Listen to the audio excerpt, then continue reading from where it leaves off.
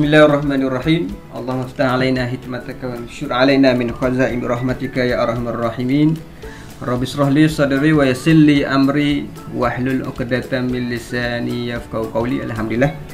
So ini kita masuk pada chapter yang pertama, iaitu Introduction to Reinforced Concrete Design. Okay, Introduction to Reinforced Concrete Design. Kita masuk pada introduction. Okay. So ini dia punya apa nama ni? Learning outcome untuk chapter 1 lah. Okay, jadi untuk yang ini, yang pertamanya adalah okay, at the end of this topic, student should be able to list the advantage and disadvantage of reinforced concrete. Jadi awak akan dapat mengetahui apakah kelebihan reinforcement concrete dan juga kekurangan reinforcement concrete. Yang kedua adalah explain the stage in the design of the design and the design strength of the material. So yang ketiga, explain the behavior of beam under loading and the important of tension reinforcement. So ini lah, so ada tiga ni. Okay, so kita pergi kepada introduction. Untuk topik yang pertama ni adalah introduction untuk reinforcement concrete. Okay, jadi apakah dia structure? Structure ni adalah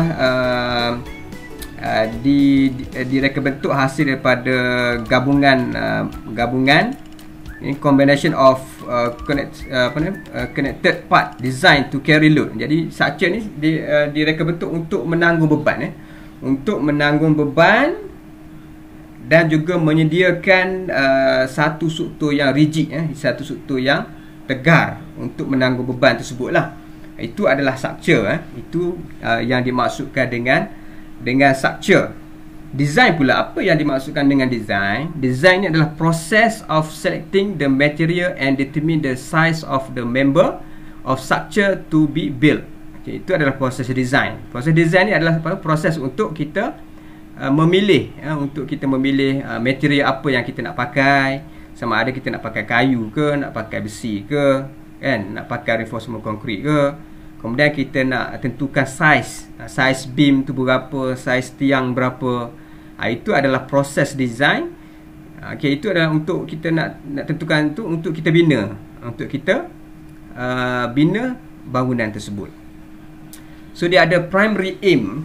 Di dalam design ni dia ada aim dia ada purpose dia, tujuan dia. Apakah tujuan kita mereka bentuk suatu structure? Tujuannya adalah to achieve a safe structure, untuk mencapai struktur yang selamat.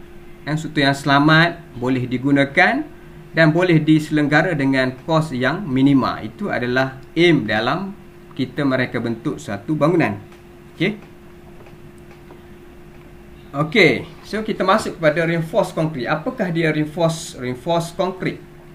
Okay, reinforced concrete. So reinforced concrete ni sebenarnya hasil gabungan di antara dua material. Okay, yang pertamanya adalah concrete dan juga reinforced. Concrete dan juga besi. Concrete kita campur dengan besi, so hasilnya adalah yang kita panggil sebagai reinforced concrete. So di mana concrete ini adalah, apakah dia concrete? Concrete ni adalah composite material consist cement, aggregate, sand and water. So ini adalah proportion untuk kita hasilkan concrete. Okay. So kalau kita tengok kat sini, approximate proportion as shown in figure 1.1 and figure 1.2. So kat sini ini adalah concrete cube. Ini concrete.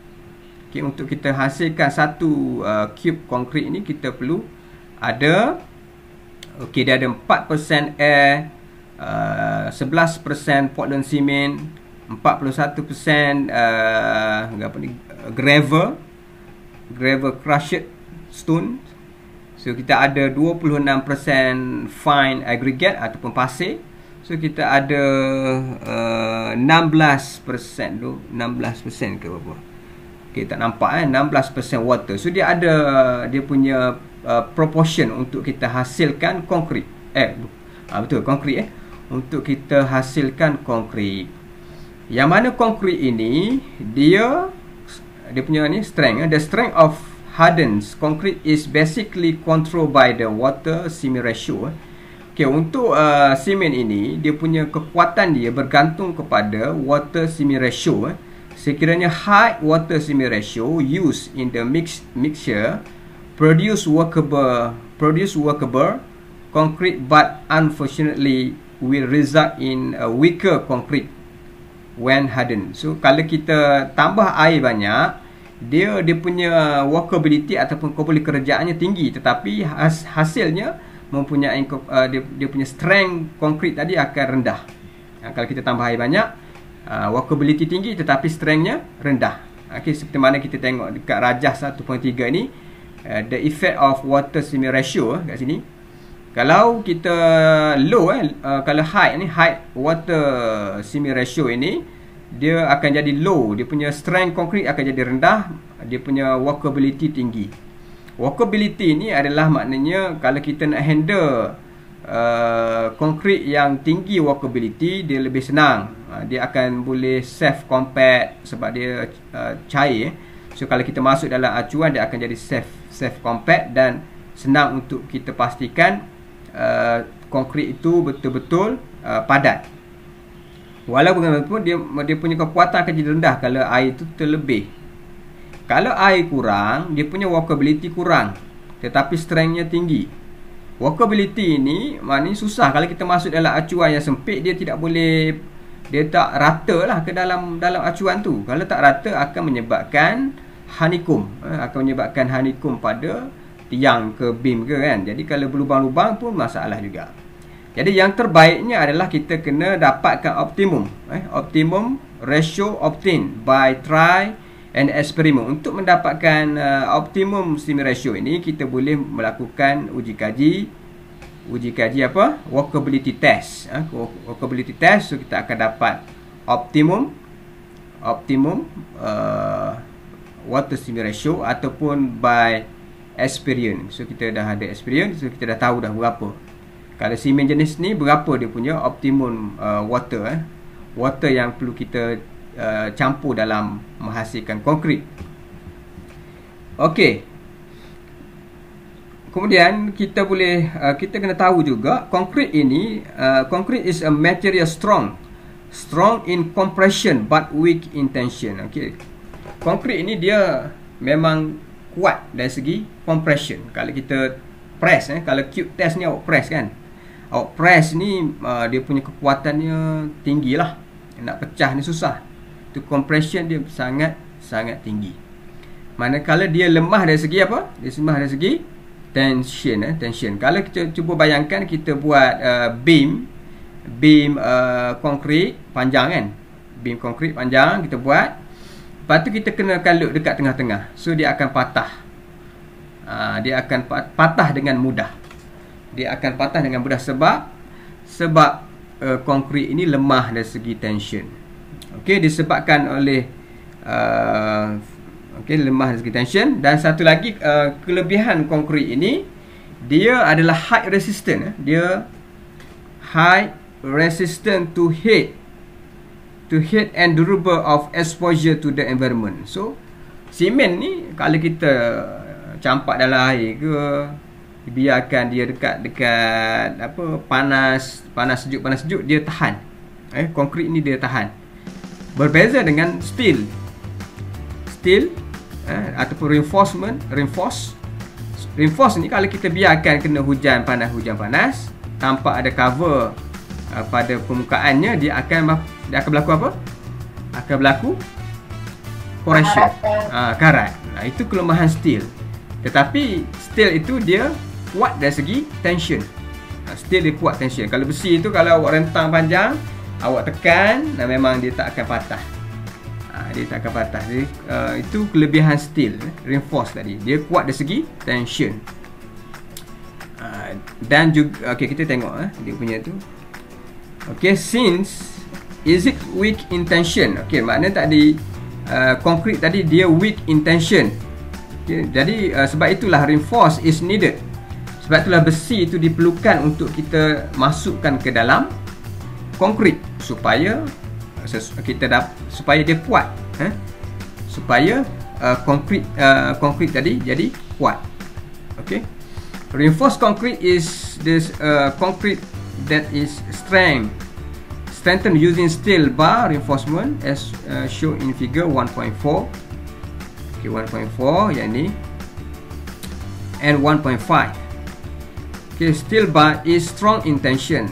Is it also strong in compression, but is it rather weak in lateral stability during compression and lost most of its strength during fire. So untuk besi ni kalau kena api dia akan jadi lemah lah, steel tu. Okay, dia akan jadi lemah. Okay, dan juga steel ni kalau kena pada environment dia akan jadi berkarat. Okay, jadi disebabkan oleh kekuatan dan juga kelemahan, apabila kita combinekan steel dan juga konkrit ni, dia akan menghasilkan satu kat sini, the complementary properties of these two material, okay, give a material that is strong in various aspect. Jadi apabila kita combine steel dan juga konkrit tadi, dia akan hasilkan satu material yang sangat kuat dari semua aspek lah, dari semua aspek, sebab dia boleh complement each other.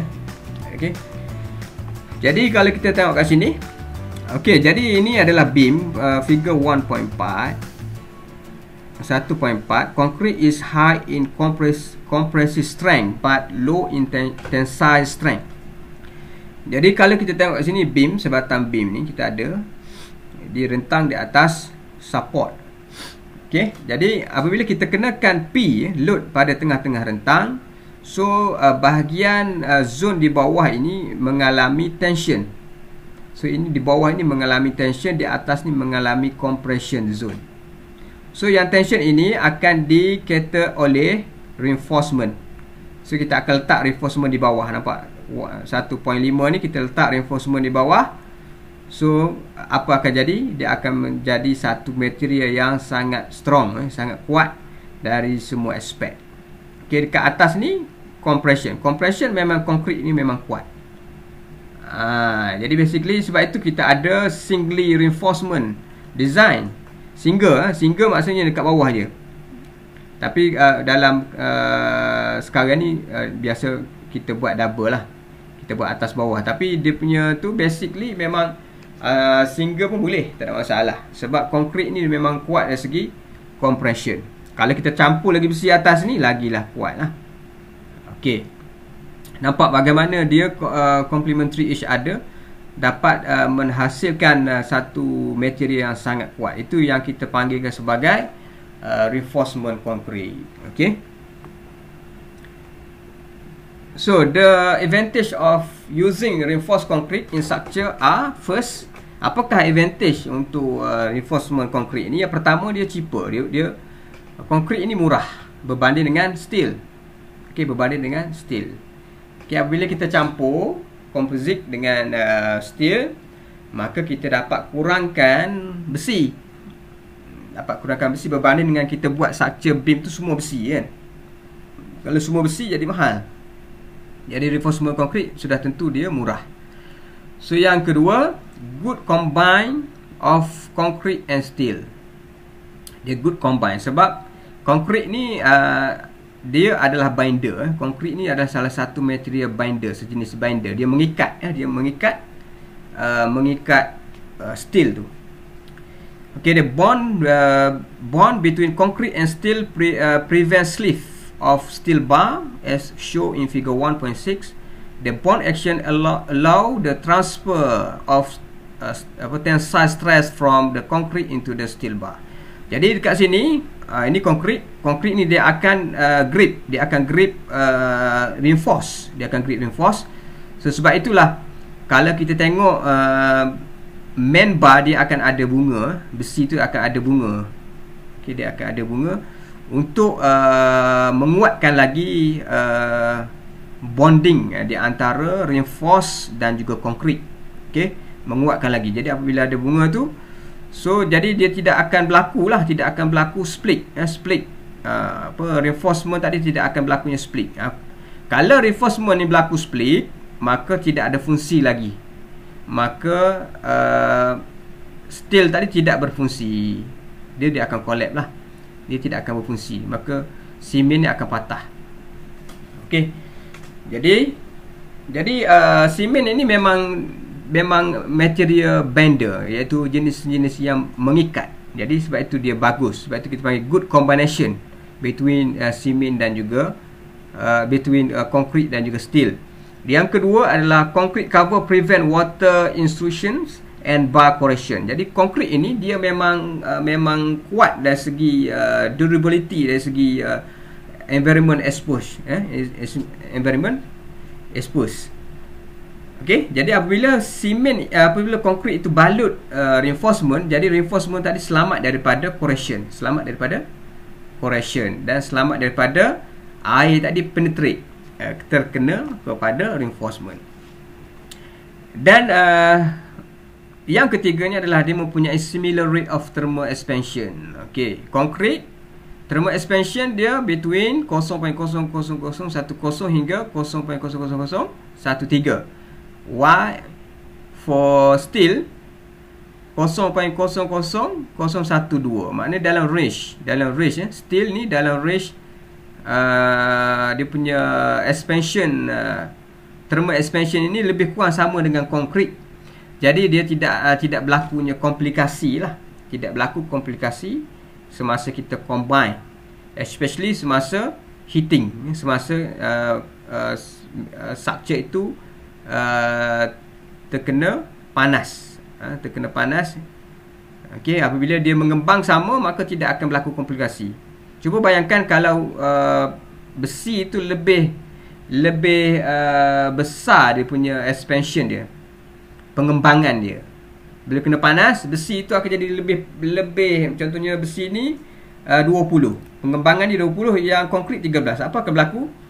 So maka dia akan berlaku kat sini, besi ni akan jadi split, dia akan berlakunya split kat sini, ataupun semen ni akan jadi retak sebab berlakunya deformation kepada steel tadi. Okey, jadi ini tidak ada masalah sebab dia thermal expansion itu sama, similar rate of thermal expansion. Okey, yang ketiga pula, durability of concrete protect the steel from external elements such as fire and moisture. Jadi kat situ memang konkrit ni memang dia boleh protect steel tadi daripada kebakaran dan juga moisture, kelembapan. Yang keempat, continuity from monolith joint. Okey, yang ini dia tidak memerlukan no connection interruption or design is needed at joint. Okey, dia untuk yang ni kita tidak perlu ada construction joint lah apabila mana kita menggunakan reinforcement concrete, sistem reinforcement concrete. So tidak ada. Kalau kita menggunakan steel, dia ada connection. Kena kira lah berapa bolt and nut untuk kita connect between beam dan juga column, supaya beam itu tidak gagal pada connection. Jadi yang ini tidak perlu ada connection. Okey, yang kelima, the reinforced concrete building system is more durable than others building system. Reinforcement concrete ini lebih tahan berbanding dengan sistem bangunan yang lain. Yang keenam, reinforced concrete as a fluid material in the beginnings can be economically molded into a nearly limitless range of shape. Okey, jadi untuk yang ni memang reinforcement concrete ni dia dalam bentuk cecair. Pada awal dia bentuk cecair, mungkin selepas 24 hours dia akan mengeras. Jadi disebabkan oleh sifat itu, dia mempunyai kelebihan dekat sini, yang mana kita boleh bentuk dia pada pelbagai bentuk. Bentuk bulat boleh, bentuk macam-macam boleh. Jadi ini special dia untuk reinforcement concrete. Berbanding dengan steel memang tak boleh. Steel dia memang keras, datang-datang memang sebatang macam tu. Untuk sambung dia, untuk kita bentukkan dia, sama ada kita potong atau kita welding. Jadi susah. Jadi untuk yang concrete ni, Tak kisah apa-apa bentuk semua kita boleh construct. Yang ketujuh, the maintenance cost of reinforced concrete is very low. Untuk dia punya kos penyelenggaraan dia low berbanding dengan steel, berbanding dengan others building system. Okay, yang ke-8 S, reinforced concrete can be molded to any shape required. So it is widely used in precast structure component. Okay, yield rigid member with minimum appearance deflection. Jadi disebabkan oleh sifat konkrit ini dia cecair pada awal. So jadi reinforcement konkrit ini sangat meluas digunakan untuk industri dalam precast konkrit atau IPS. Yang mana precast konkrit ini adalah satu komponen yang rigid, dan mempunyai minimum deflection, minimum appearance deflection, mempunyai minimum deflection. Okay. Yang ke-9, compared to the use of steel in structure, reinforced concrete require less skill labor for the erection of the structure. Jadi untuk yang reinforcement concrete ini kita tidak memerlukan pekerja mahir yang ramai lah. Okay, mungkin ada seorang dua pekerja mahir. So yang lain pekerja biasa, pekerja yang medium. So dia boleh bantu. Sebab ini tidak perlu skill yang tinggi. Kalau steel memang perlu pekerja mahir. Untuk welding saja dia perlu ambil khusus untuk welding. Sebab welding dia ada salah welding, awak punya connection akan jadi fail. Jadi sebab itu untuk reinforcement concrete dia tidak sangat memerlukan pekerja mahir yang ramai. Jadi dengan itu kita dapat menjimatkan kos untuk membina struktur jenis reinforcement concrete.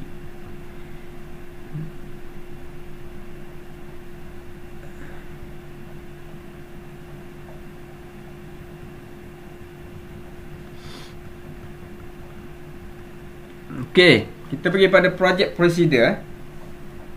Project procedure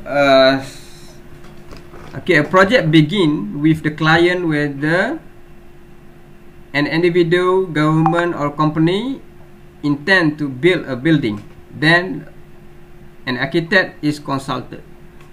If the structure is bridges, airport, water storage tank or similar structure, then engineer will be consulted to foresee the owner intention. Untuk kita melihat apakah owner punya intention, such as bentuk, dia punya function dan juga dari segi cost untuk building tu. Jadi untuk project procedure biasanya dia akan start dengan klien. Okay, klien dia akan berbincang dengan arkitek untuk membina suatu bangunan. Okay, berbincang dengan arkitek ataupun dia akan berbincang dengan engineer. Kalau dia nak bina structure seperti jambatan, airport, water storage tank ataupun similar structure, dia boleh terus berbincang dengan engineer lah. Kalau dia nak bina rumah secara eksklusif untuk dia, mungkin dia akan bincang dengan arkitek. Okay, bincang dengan arkitek untuk mendapatkan apa? Untuk mendapatkan gambaran kasar bentuk bangunan, gambaran kasar dari segi function bangunan tersebut, dan juga untuk kita estimate cost untuk pembinaan bangunan tersebut. Okay, architect or engineer, okay, depend on the project. Macam tadilah kan, depend on the project. Architect ataupun engineer, okay, will try to understand the client need and try to collect as much information as possible from the client point of view. So dia akan cuba dapatkan information sebanyak mungkin daripada klien. Okay, after deciding on several alternative system. Jadi selepas itu dia akan decide lah. Selepas dia dah dapat information daripada klien, dia akan decide alternative system untuk bangunan tersebut. Sama ada dia nak menggunakan steel ke, reinforcement concrete ke, ataupun combination di antara keduanya, ataupun IBS ke, precast ke. So dia akan nanti engineer ataupun arkitek akan bagi inilah will propose lah, dia akan propose kepada klien. Will propose a suitable design based on the material and method of construction which is presented in the form of architecture drawing. So dia akan present dalam form of architecture drawing. Okay, jadi klien akan tengok kat situ, so adakah sesuai dengan kehendak dia. Okay, based on this drawing, based on the drawing, engineer will decide and prepare the structure drawing showing the skeleton of the structure and position of the main element of the structure such as beam, column, footing and others. So based on architecture drawing, so engineer dia akan draw lakaran struktur bangunan, lakaran struktur bangunan yang menunjukkan position struktur yang utama seperti beam, column dan juga asas ataupun foundation. Then the analysis of the structure is carried out such as calculating the load and determine the force acting on each structural elements. The size of the element is positioned and the amount of reinforcement is calculated and is shown in the structure detailing drawing. Jadi setelah kita dah buat lakaran, dia punya tadi dah tahu dia punya main structure, dia kedudukan kat mana, so kita akan kira dia punya loading yang bertindak kepada structure tersebut. Apabila kita dah kira loading, so kita boleh tentukan dia punya size struktur ataupun anggota structure tersebut. Apabila kita dah dapat size, so barulah kita akan mengeluarkan plan detail drawing lah, plan detail drawing untuk dilaksanakan dia punya pembinaan. The project implementation procedure and the process of designing a structure is shown in figure 1.8. So kat sini dia punya project implementation procedure. So kita boleh tengok kat sini as a illustration in figure 1.8. So kat sini ini project implementation. So start daripada project manager, dia can be architect or engineer or others. Project manager. So project manager dia akan kat bawah ni ada architect. So architect untuk mereka bentuk plan architect lah. Daripada plan architect ni dia akan pergi kepada engineering consultant. Engineering consultant akan mereka bentuk plan structure, plan struktur, dan kedua-dua plan architect dan juga plan struktur ni akan diserahkan kepada electrical dan mechanical untuk dia orang prepare dia punya plan. Untuk mechanical and electrical. Begitu juga dengan architect dan juga plan detail akan diserahkan kepada quantity surveyor untuk mengira cost, untuk mengira current cost yang akan terlibat semasa pembinaan. Begitu juga dengan civil and structure engineering, CNS. So dia akan bagi kat sini plan architect dan juga structure akan diserahkan kepada CNS untuk pemantauan semasa pembinaan di tapak. So kat sini building contractor. So building contractor dia akan bina projek tadi seperti mana dalam plan architect dan juga plan structure. So di dalam contractor biasanya dia akan ada QS, dia akan ada project engineer, dia akan ada site supervisor dan juga worker dekat bawah ni. So yang memantau kerja ini adalah ni lah CNS lah. Dia akan turun, dia akan pantau, dia akan make sure CNS. So dia akan mewakili juga arkitek untuk memantau kerja di bawah, sama ada mengikut spesifikasi ataupun tidak. Misalkan ada persoalan?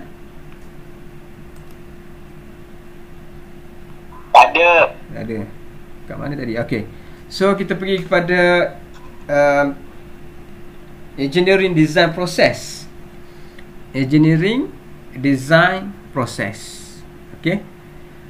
So structure engineering is the study of how the various components of a building or other structure act together to transmit force down to the foundation Okey, jadi structure engineering ni dia bahagian structure ni dia akan study bagaimana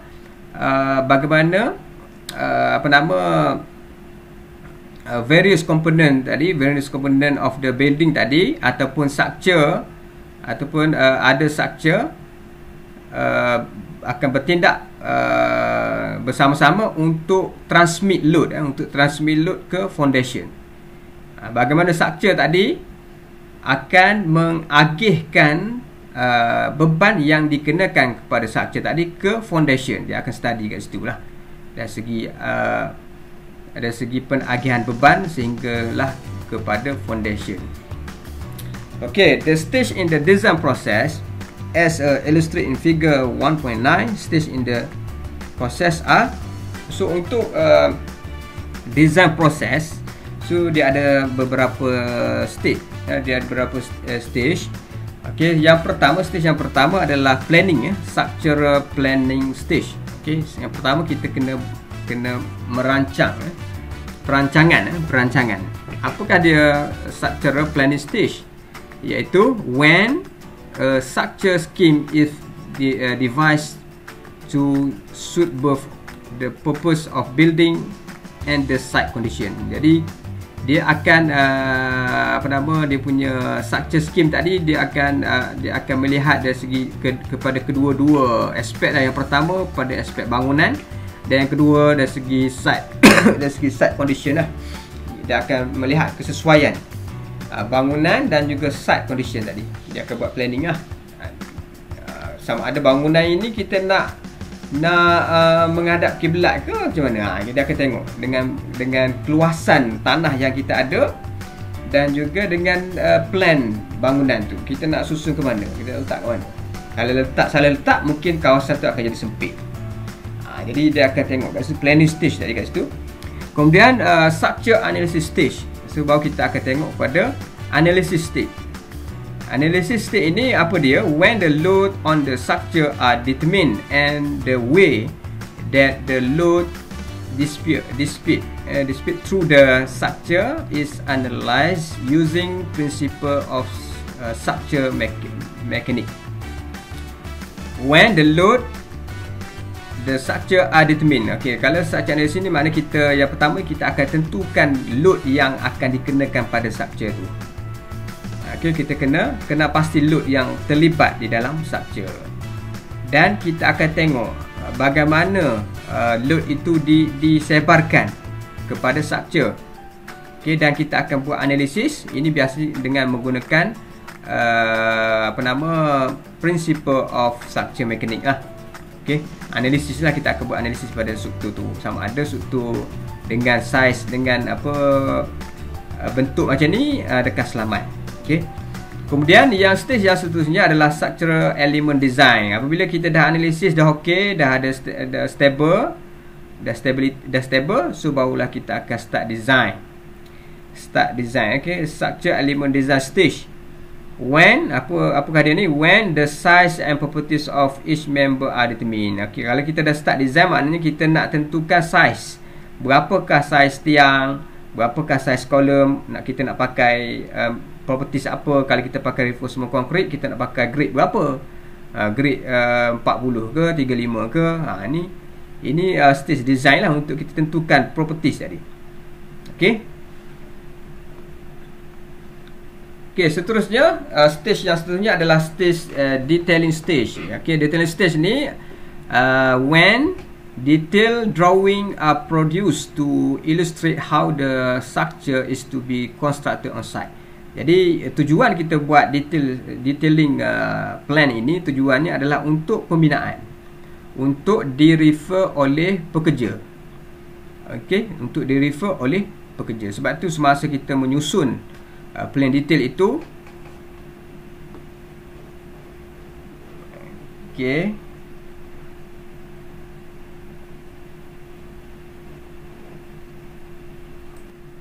okey, so kita pergi kepada stage yang seterusnya, iaitu structural detailing stage. Okey, structural detailing stage tadi dah cerita dia kan. Okey, kemudian kita pergi kepada structure specification. Okay, structural specification stage. Okay, apakah dia structure specification stage? When specification clauses are compiled to define the standard of material and workmanship to be used. Okay, kalau structure specification stage ini yang mana kita akan specification clauses compile, kita akan tengok spesifikasi yang sesuai dan ataupun untuk kita mendapatkan standard material dan juga standard kerja untuk kita gunakan semasa pembinaan. Okay, especially. Okay, yang ni kita akan refer lah spesifikasi. Kita akan dapatkan spesifikasi, akan refer untuk kita nak mengenal pasti standard material dan juga workmanship untuk digunakan. Ini adalah stage untuk spesifikasi. Manakala yang seterusnya adalah construction stage. Okay, construction stage ni untuk dibina lah. When the structure is built. Bila structure tu dibina, yang mana with appropriate supervision, maknanya perlu di supervise dan juga perlu di inspect, perlu diperiksa dan juga test, untuk test. Kenapa? Untuk ensure that comply with the drawing and specification. So kita kena test supaya kita nak tengok dia sesuai tak dengan drawing dan juga spesifikasi tadi. Okey. Itu adalah stage di dalam pelaksanaan design implementation. Okey.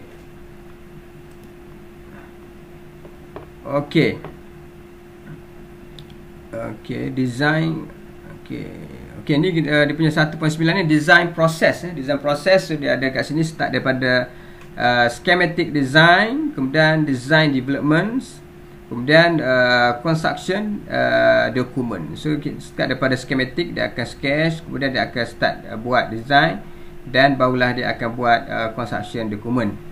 So seperti biasa untuk design process, so start daripada architectural functional plan. So kita tengok daripada architecture functional plan, kemudian daripada situ kita akan tengok dia punya select structure system. Kita akan select structure system, sama ada kita nak menggunakan kayu ke, steel ke, ataupun reinforcement concrete. Okay, kita akan tengok sistem yang terbaik dengan cost dan juga kehendak klien. Kemudian barulah kita akan pergi kepada try section, assume safe weight. So kita akan pergi kepada untuk kita menentukan load, menentukan load kat sini. Menentukan load safe weight. Kemudian barulah kita analisis. Analisis ini untuk mendapatkan internal force in the member. Sebelum kita dapat internal force, kita kena dapat dulu external force. External force ni load lah, load yang dikenakan pada structure tu. Bila dah dapat load yang dikenakan pada structure, baru kita boleh kira internal force. Kita dapat load, barulah kita akan design member. Design member, kalau dia acceptable, terus kepada design detail. Kalau tak, kita kena redesign balik. Kena start daripada try section lah. Mungkin dia ada size yang berbeza. Bila size berbeza, safe width pun berbeza. So start balik, dia akan design. Dia akan ada kat sini design loop. Design loop. Okay, dah lepas, baru kita akan buat final design and detailing. Okay. So kita pergi pada slide yang seterusnya adalah reinforced concrete structural system. Reinforced concrete structural system. Okay, reinforced concrete is being used as one of the principal material used in structure. So reinforcement concrete ini biasanya adalah satu material yang utama di dalam pembinaan lah. Material yang utama dalam pembinaan disebabkan oleh dia punya kelebihan lah, seperti cheaper, murah kan, murah, dan dia boleh tahan daripada boleh memberi protection kepada reinforcement daripada berlakunya pengaratan, dan dia mempunyai ability to resistant, fire resistant. Dia boleh tahan daripada kebakaran. Okey, jadi sebab itulah most structure frame, retaining wall ni dibuat daripada reinforcement concrete. seperti frame, retaining wall, water retaining structure dan juga highway and bridges. So yang ni biasanya kebanyakan dia buat daripada reinforcement concrete disebabkan oleh kelebihan yang ada pada reinforcement concrete tadi. Okay. Structural system is a particular method of assembling and constructing structure element of a building so that they support and transmit apply load safely to the ground without exceeding the allowable stresses in the member. Okay, jadi structure basically dia adalah satu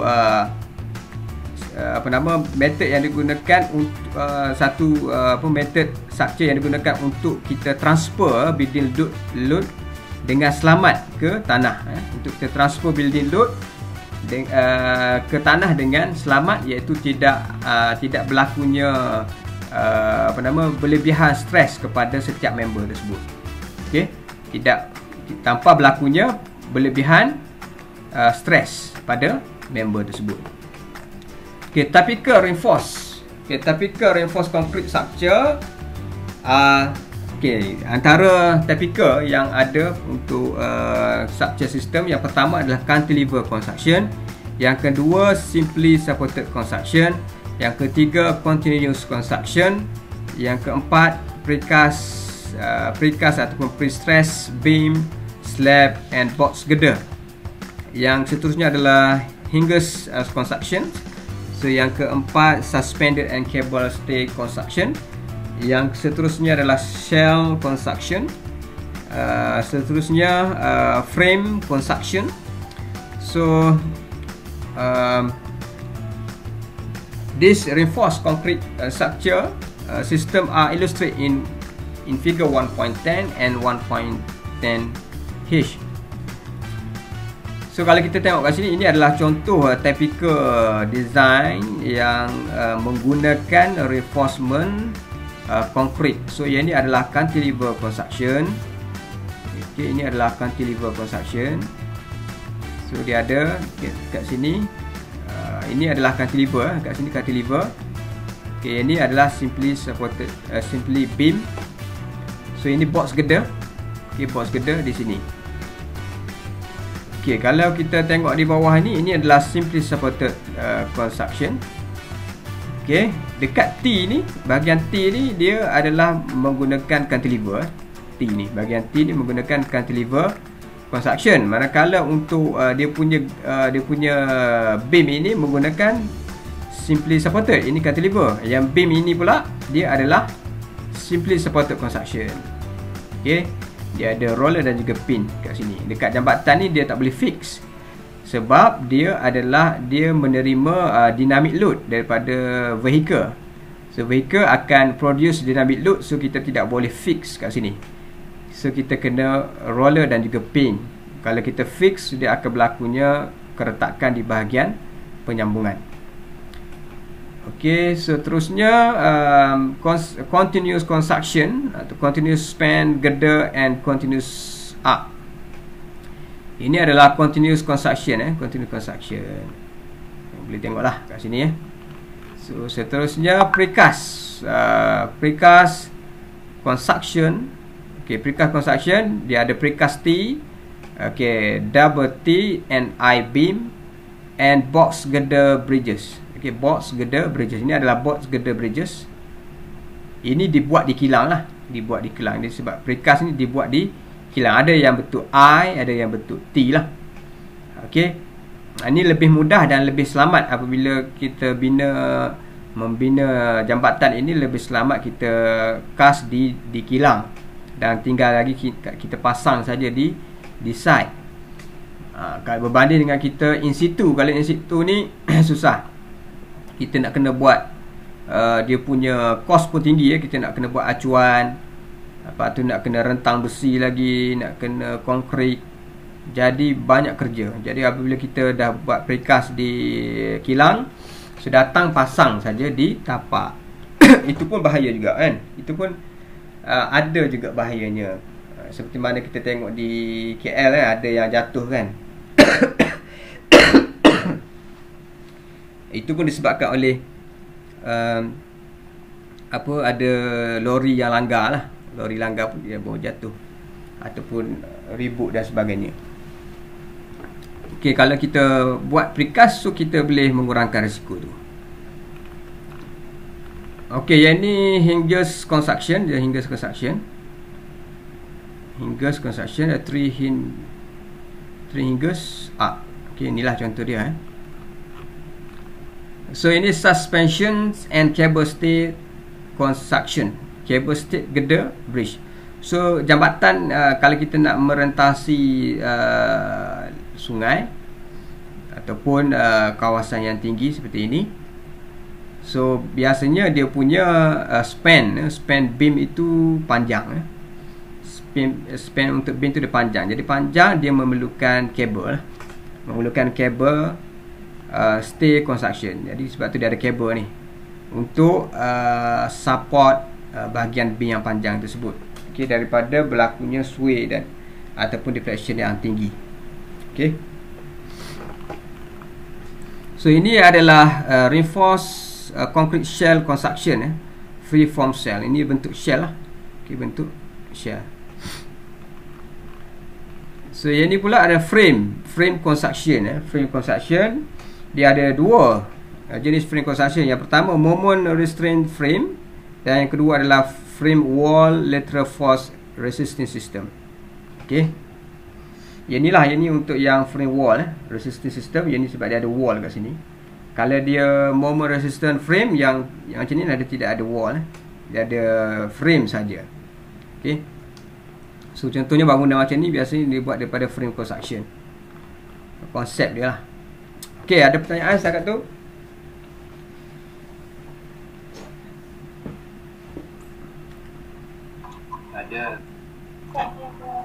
Tak ada. Okey, so kita pergi pada seterusnya, iaitu reinforced concrete element. Reinforced concrete element. Okay, generally, a reinforced concrete building consists of several elements such as beam, slab, column, wall, stay and foundation. So ini adalah elemen yang ada pada struktur bangunan, struktur bangunan.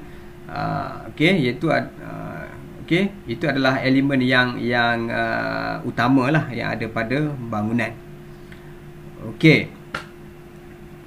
Figure 1.11. The load on the floor, which consists of the safe weight of the slab and other load inputs on the floor, will be carried by the secondary beam. Okay. The load from the secondary beam will then be transferred to the main beam.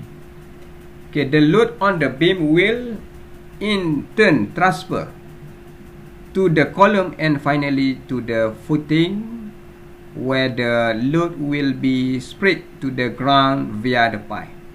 Okay, itu adalah konsep bagaimana agihan beban. Okay, agihan beban yang berlaku pada structure. Okay, konsep dia apabila load dikenakan pada slab, load yang dikenakan pada slab sama ada beban mati ataupun beban hidup, beban yang pada slab ini akan ditransfer kepada secondary beam. Okay, akan ditransfer kepada secondary beam. Okay, kemudian secondary beam dapat load tadi daripada slab tadi, dia akan transfer pula kepada main. Dia akan transfer pula kepada main beam. Okey, ini kalau kes yang ada secondary. Kalau dia tidak ada secondary, dia akan direct terus transfer kepada beam, main beam. Manakala beam pula, main beam tadi, dia akan transfer pula kepada tiang. Load tadi dia akan transfer kepada tiang. Manakala tiang pula akan transfer kepada foundation. Dan foundation pula akan transfer kepada pile. Kalau ada pile lah, kalau tak ada pile dia akan terus transfer kepada earth, transfer kepada tanah, kepada ground. Itu adalah konsep bagaimana agihan beban yang berlaku pada sebuah bangunan. Yang mana konsep ini sangat penting untuk kita mengira load, untuk kita mengira beban nanti.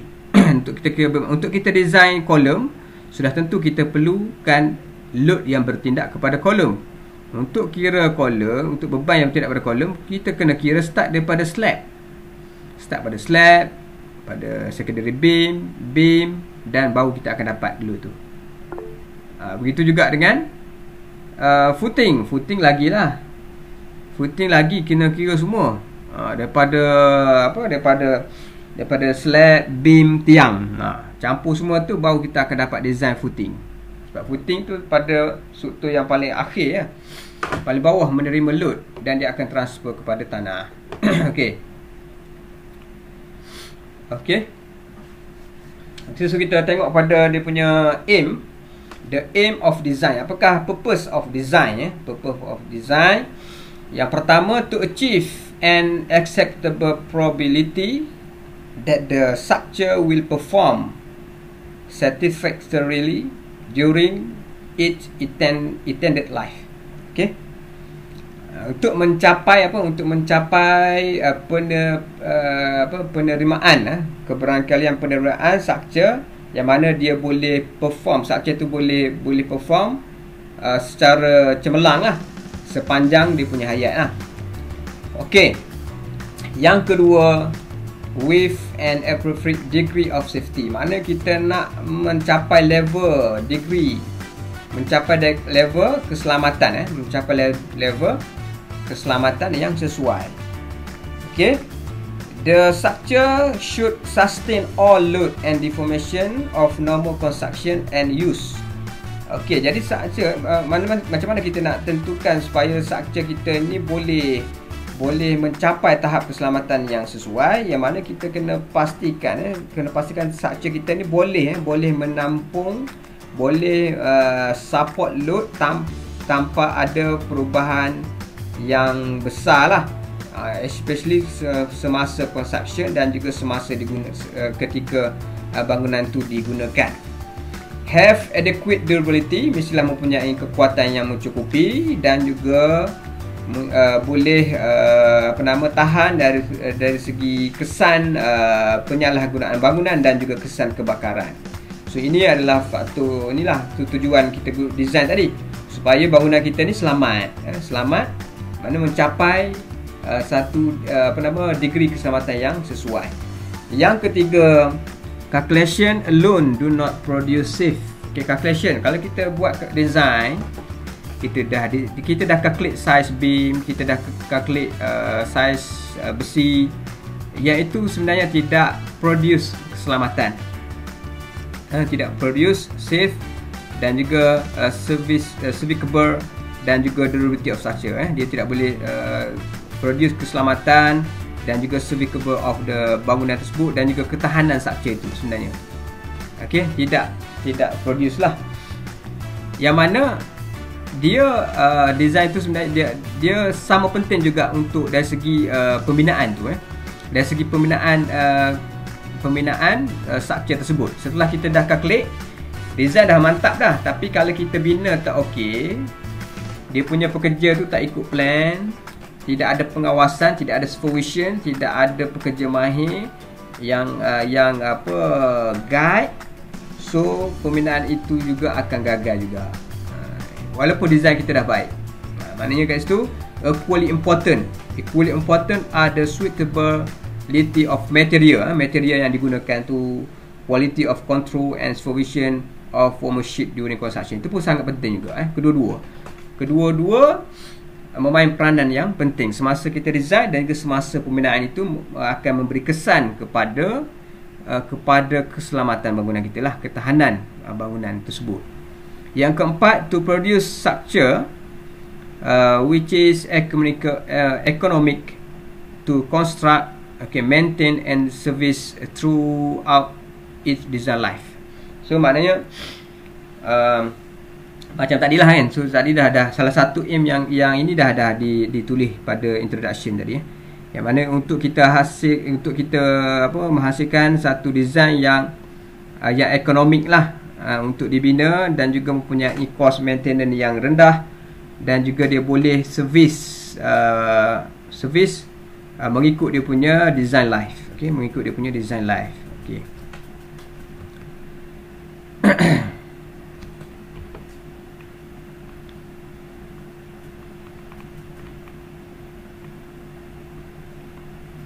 Okey. Okey, kita dah masuk pada design code Okey, design code. Okey, untuk yang ni okay, kita pergi kat ni, design code of practice. During the design stage, an engineer engineer always refer to the code of practice for guide. So engineer dia akan refer lah code of practice untuk dia punya guide lah, untuk dia punya guide. So code of practice is a document that specific the best practice accumulate from experienced engineer and researcher. So yang ni code of practice ni memang dia dah hasilkan berdasarkan pada pengalaman dan juga research lah yang dilakukan. Okay, Malaysia generally has been used British Code of Practice BS 8110 in the design of reinforcement concrete. Memang Malaysia sekarang ni kita masih lagi menggunakan BS 8110. Walau bagaimanapun pada tahun 2010 United Kingdom telah menarik balik BS 8110 dan cuba adopt menggantikan dengan Eurocode lah, menggantikan dengan Eurocode 2 untuk reinforcement concrete. Okey, jadi since Malaysia has been used British standard since its introduction in, mana kita dah guna lama dah pada sejak tahun 1985 lagi Malaysia dah pakai British standard tu, iaitu BS 8110. Okey, withdraw of British standard bermaksud tidak ada lagi penyelenggaraan untuk standard tersebut pada masa akan datang. Jadi standard Malaysia NCRIM Berhad therefore has made a stand to adopt. Jadi tidak boleh lagi, Malaysia pun perlu juga adopt untuk Eurocode ni to be used by engineer in design reinforced concrete structure in Malaysia. Jadi kita pun dah start guna Eurocode lah sekarang ni. Okay, sebab kita dah guna British Standard ni sejak pada tahun 1985 lagi. Pada tahun 2010 dia perkenalkan yang baru, iaitu Eurocode. Jadi kita sebab kalau dia withdraw tu maksudnya tidak ada lagi lah penambahbaikan untuk British Standard tersebut. Jadi lebih baik kita bertukar kepada Eurocode lah, sebab Eurocode ni dia akan ada dia punya penambahbaikan dari semasa ke semasa.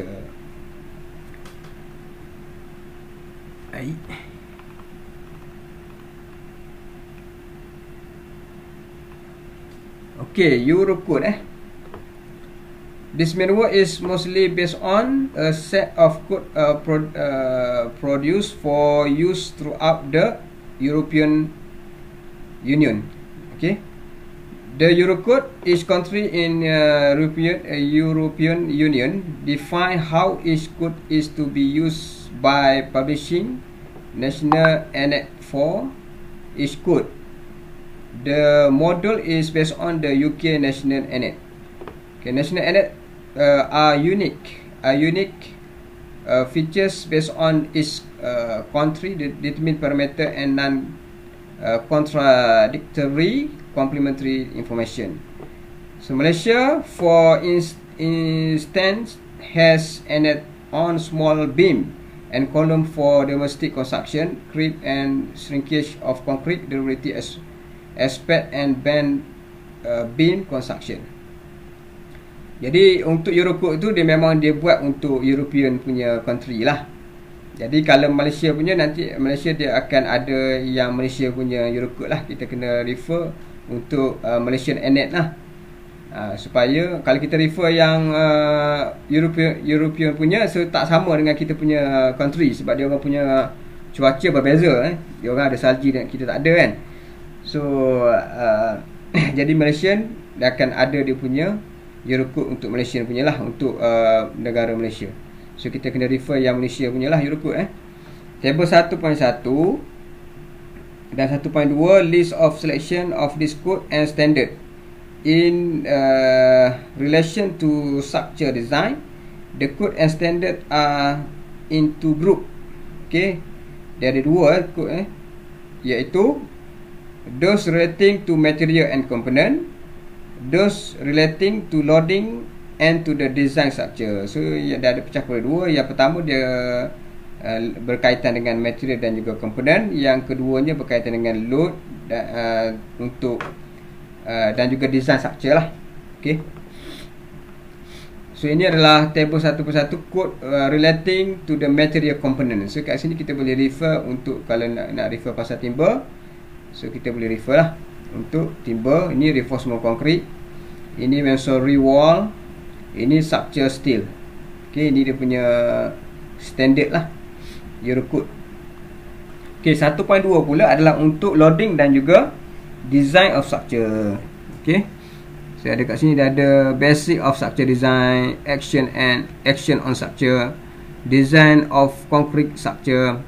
Okay, so kat sini dah ada untuk Malaysia equivalence of Eurocode. So yang ni yang kita akan pakai, iaitu Malaysian ini Eurocode ni lah, basic of structure design, okay, action of structure dan juga design of concrete structure.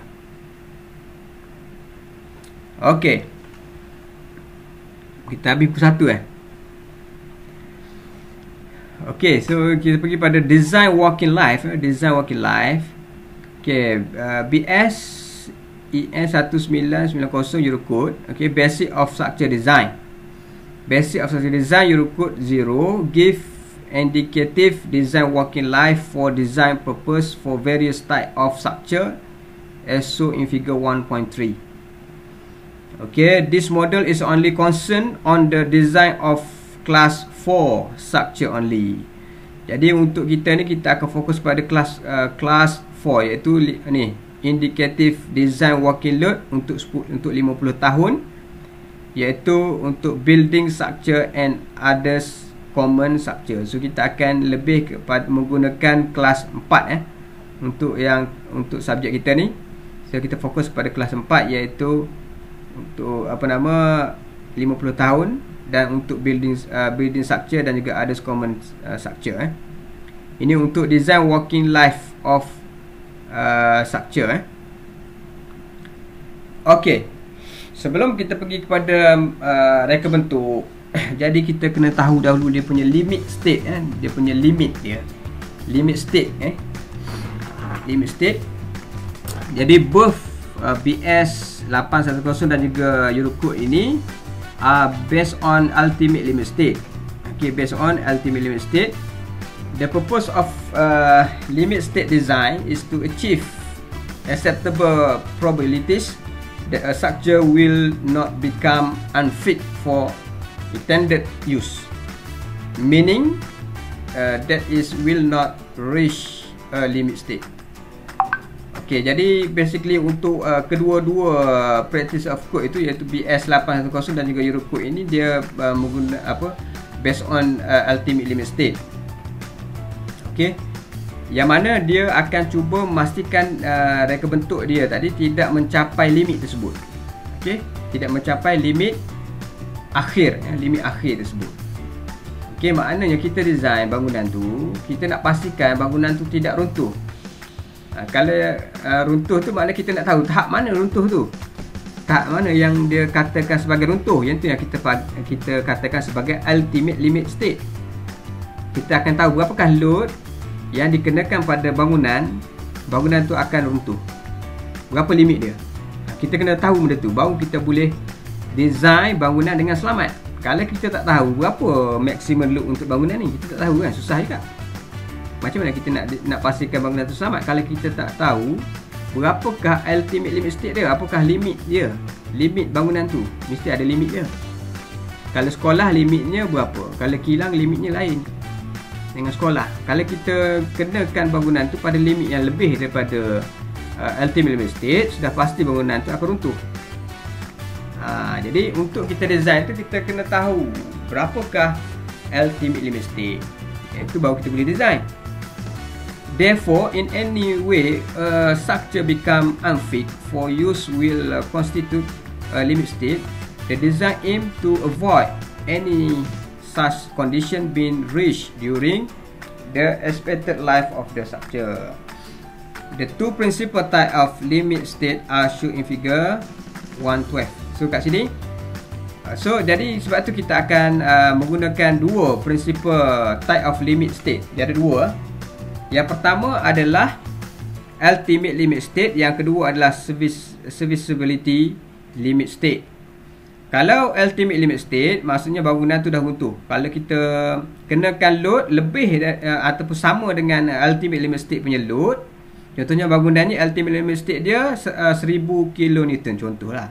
1000 kN. Kalau kita kenakan 1000 kN pada bangunan ni, bangunan yang apa akan berlaku, dia akan collapse. Sebab dia sama dengan ultimate limit state load. Okey, yang kedua ini, bangunan yang kedua ni adalah serviceability limit state. Okey, katakan serviceability limit state ni adalah 90 kN. 90 kN. Kita kena, dia akan jadi crack. Tapi tak collapse. Sebab dia adalah serviceability limit state. Dia tak collapse. Itu serviceability limit state lah. Dia tak collapse mana kat sini. Tu. So dia ada dua keadaan. Yang pertama ultimate limit state, yang kedua serviceability limit state. Ini yang kita akan cuba elakkan. Jadi kita kena tahu dulu nilainya berapa, baru kita boleh elak, baru kita boleh design bangunan kita supaya penggunaan bangunan itu tidak melebihi ultimate limit state. Okey. Okey, ultimate limit state. Apakah dia ultimate limit state? Ultimate limit state is associated with collapse or other form of structure damage likely to endanger life. So untuk ultimate limit state ni bahayalah. Maknanya dia bangunan tu collapse ataupun rosak yang boleh menyebabkan bahaya kepada nyawa. Yang boleh menyebabkan bahaya kepada nyawa.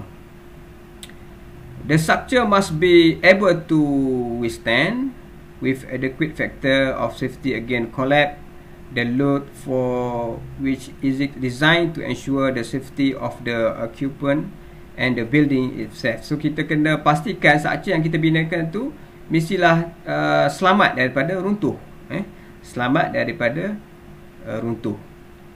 Example, ultimate limit state are overturning, buckling, collapse or internal explosion. Jadi apabila berlakunya ultimate limit state, bangunan tu akan jadi overturning. Overturning terbalik lah.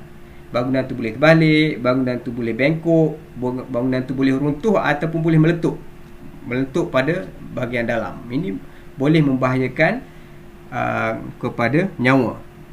Jadi kita perlu elakkan daripada bangunan itu mencapai pada tahap ultimate limit state. Jadi macam mana nak elak, mesti kita kena tahu nilai dia berapa. Berapa nilai ultimate state tu, baru kita boleh elak. Manakala untuk serviceability limit state pula, serviceability limit state ni associated with poor performance of the structure, which event not life threatening. Maknanya serviceability state ini dia akan menyebabkan bangunan itu poor performance dia lah. Poor performance. Maksudnya dia punya performance dah tak bagus dah bangunan tu.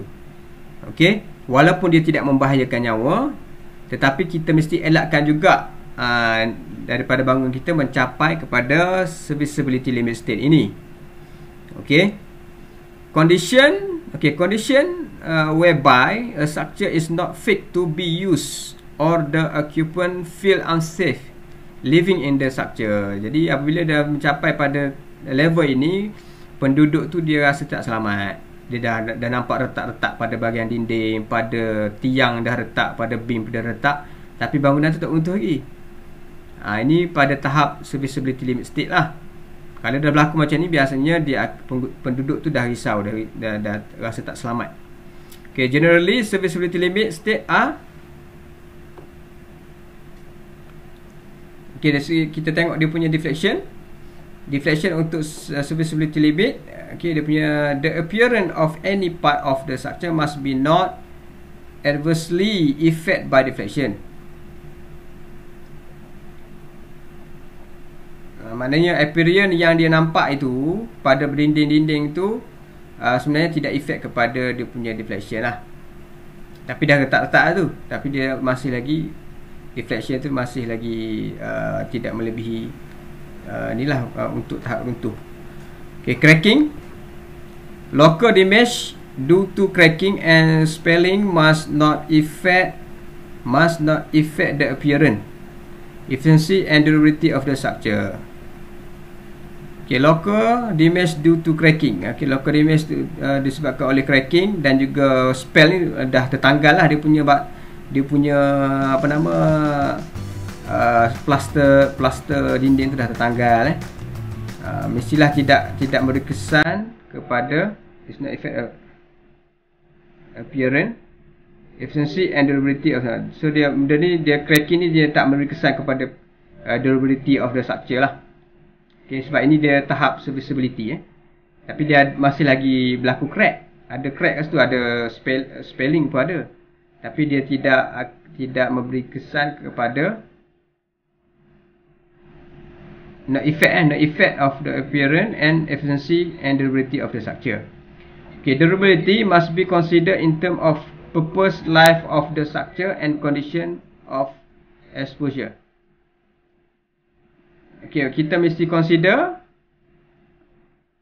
dia punya purpose life of the structure dan juga condition exposure. Okay, excessive vibration may cause discomfort. So apabila berlakunya berlebihan vibration ini boleh menyebabkan berlakunya tidak selesa lah, discomfort penduduk occupant tu tidak selesa lah duduk di bangunan. Kemudian fatigue must be considered by cycling loading is likely. So fatigue ini berlaku apabila ada cyclic load Okay, contohnya ada vibration. Apabila vibration dia akan berlakunya cyclic load. So pada bangunan apabila dah berlaku cyclic load, pada satu certain dia akan habis dia punya fatigue tu. Kelesuan, bangunan tu akan jadi lesu dan boleh crack lah. Okay, fire resistance must be considered in term of the system to collapse. Okay, fire resistance ni must be considered untuk segi ketahanan runtuhan. Okay, ketahanan runtuhan. Okay, so yang ni kita sambung pada hari Rabu lah untuk loading. So dia akan ada calculation. So kita akan sambung pada minggu pula pada hari Rabu boleh ke nak teruskan boleh Rabu so kita Rabu continue pada hari Rabu iaitu pada pukul 10 insya-Allah. Jadi untuk hari ni setakat ni saja. Wabillahi taufiq wal hidayah. Assalamualaikum warahmatullahi wabarakatuh. Salam tuan.